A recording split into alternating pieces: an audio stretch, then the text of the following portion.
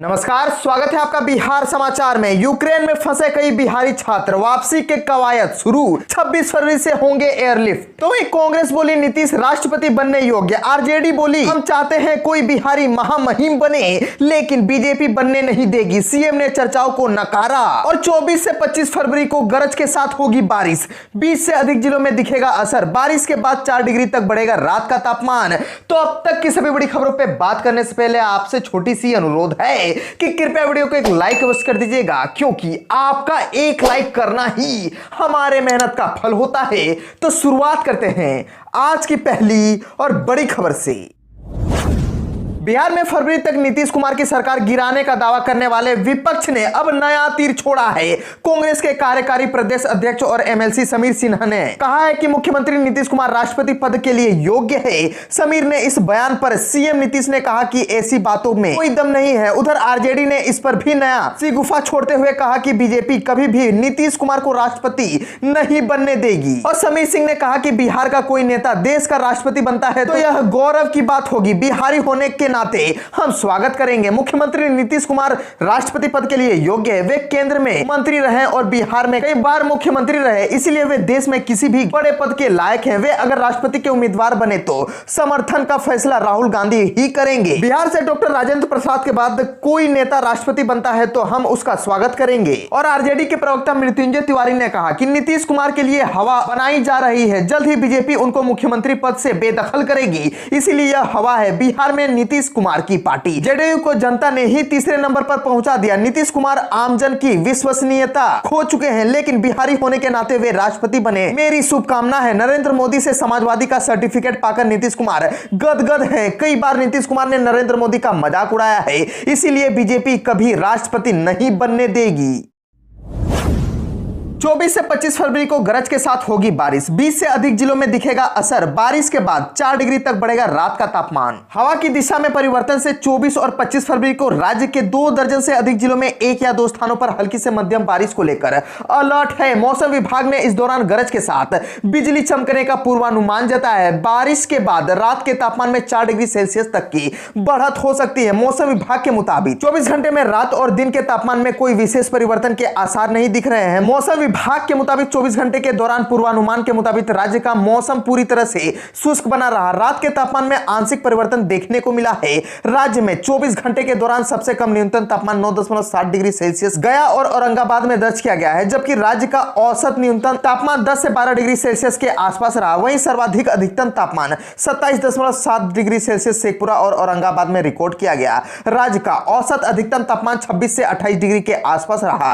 मौसम विभाग के मुताबिक राज्य में पछुआ एवं उत्तर पछुआ हवा के प्रवाह सतह से 1.5 किलोमीटर ऊपर तक बना हुआ है। राज्य में 8 से 10 किलोमीटर प्रति घंटे की रफ्तार से चल रही पछुआ एवं उत्तर पछुआ हवा के प्रभाव से राज्य में अगले 24 घंटे तक मौसम शुष्क रहेगा, जबकि 24 फरवरी को हवा की दिशा पूर्वी एवं उत्तर पूर्वी होने की संभावना है। मौसम विभाग का कहना है कि 24 और 25 फरवरी को दक्षिण पश्चिम बिहार के 6 जिले बक्सर, भोजपुर, रोहतास, भभुआ, औरंगाबाद, अरवल, जबकि दक्षिण मध्य के 8 जिले पटना, गया, नालंदा, शेखपुरा, नवादा, बेगूसराय, लखीसराय, जहानाबाद तथा दक्षिण पूर्व बिहार के 5 जिलों भागलपुर, बांका, जमुई, मुंगेर, खगड़िया और उत्तर पूर्व बिहार के 7 जिलों सुपौल, अररिया, किशनगंज, मधेपुरा, सहरसा, पूर्णिया, कटिहार व उत्तर मध्य बिहार के 7 जिले सीतामढ़ी, मधुबनी, मुजफ्फरपुर, दरभंगा, वैशाली, शिवहर, समस्तीपुर के भागों में मेघ गर्जन के साथ बिजली चमकने की भी संभावना है।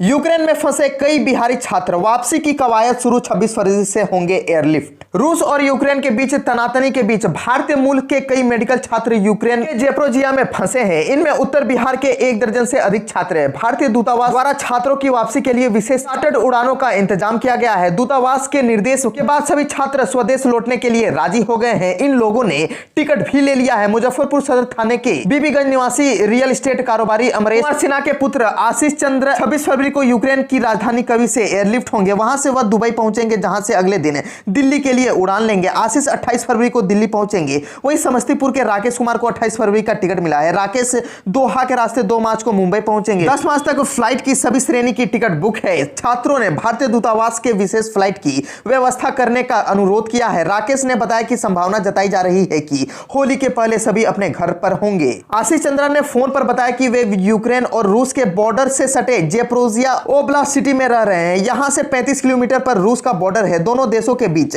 जारी तनातनी से वे भयभीत हैं। सुरक्षा को लेकर खतरा महसूस कर रहे हैं। भारतीय अधिक भयभीत है। नीतीश सरकार के घोटाले गिनाएगी विपक्ष। चारा घोटाले में सिर्फ लालू को फंसाने पर भड़की हुई है आरजेडी, बोली वही है निशाने पर। दरअसल लालू प्रसाद को डोरंडा मामले में सजा होने के बाद नीतीश कुमार का बयान आया कि जिन्होंने लालू यादव को जेल भिजवाया वे लोग राजद के साथ ही हैं। इसके बाद से राजद का गुस्सा भड़का हुआ है। राजद विधानसभा के बजट सत्र में नीतीश कुमार के घोटाले को गिनाने की तैयारी कर रही है। राजद के प्रवक्ता मृत्युंजय तिवारी कहते हैं कि सृजन से लेकर शौचालय तक 80 घोटाले नीतीश कुमार की सरकार में हुई है। कोई भी क्षेत्र ऐसा नहीं जहां बिहार की डबल इंजन की सरकार में घोटाला नहीं हुआ है। इसको लेकर तेजस्वी यादव सवाल उठाते रहे हैं। भाजपा के विधायक ज्ञानेंद्र ज्ञानू ने अफसरशाही का आरोप लगाया। भाजपा के नेता सुरेश शर्मा ने भाजपा कोटा से मंत्री राम सूरत राय पर माफिया से मिली भगत का आरोप लगाया। भ्रष्टाचार की गंगोत्री में सरकार डूबी हुई है। राजद के विधायक सुधाकर सिंह सवालिया लहजे में कहते हैं कि घोटाले की जांच कहां विधानसभा की कमेटी करती है। जब से विधानसभा में मैं हूं देख रहा हूं कि आज तक कहां कोई निष्पक्ष जांच हुई है। सुधाकर कहते हैं कि सत्ता पक्ष के संजय सरावगी ने कहा कि घोटाला करने वाले पर सस्पेंशन नहीं हुआ। सत्ता में ऊंचे पद पर बैठे लोग कहां चाहते हैं कि कोई जांच हो। सृजन कांड में देख ले, 3000 के घोटाले में एक भी क्लास 1 अधिकारी जेल नहीं गया, कोई नेता जेल नहीं गया। निचले स्तर के कर्मचारी पर कार्रवाई हुई। विधानसभा में स्पीकर की मौजूदगी में विधायकों को पीटा गया और स्थिति देख लीजिए कहां पहुंच गई है। अब तो विधानसभा अध्यक्ष डीएसपी के आगे लाचार हो जा रहे हैं।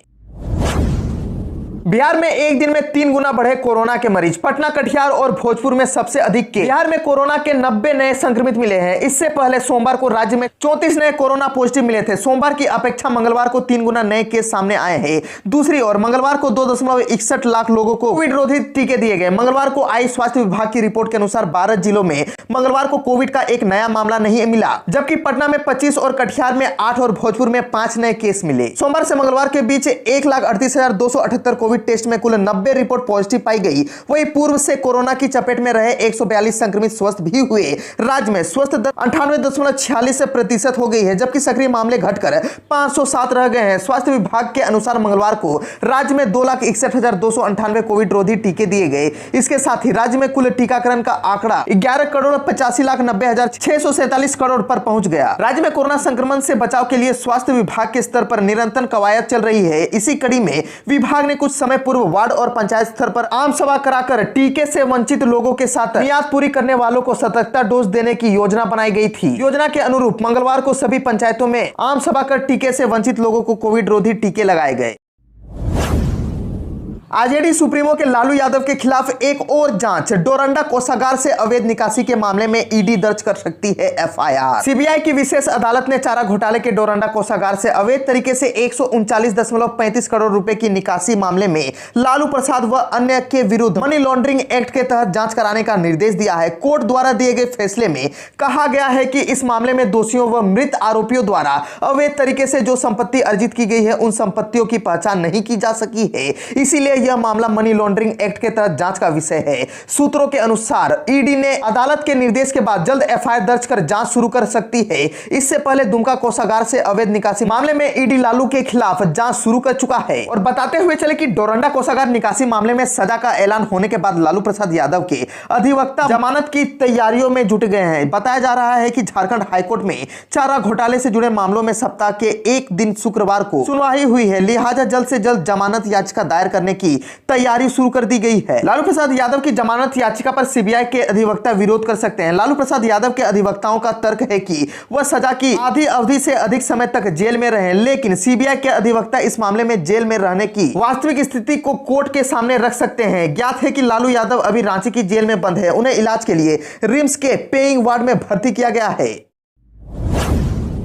देश के अलग अलग राज्यों में लोकप्रिय क्षेत्रीय दलों के कई बड़े नेता भाजपा के खिलाफ कांग्रेस के नेतृत्व से हटकर अलग तीसरा मोर्चा बनाने की कवायद में जुटे हैं। इस मोर्चे में पश्चिम बंगाल की मुख्यमंत्री ममता बनर्जी के अलावा बिहार में लालू यादव और तेजस्वी यादव की अगुवाई वाला राजद भी शामिल हो सकता है। इस पूरी कवायद को भाजपा के वरिष्ठ नेता और राज्यसभा सदस्य सुशील मोदी ने पूरी तरह बकवास बताया है। उन्होंने कहा कि ऐसे प्रयास पहले भी विफल हुए हैं। तीसरे मोर्चे की सरकारों ने देश को और कमजोर बनाने का काम किया है।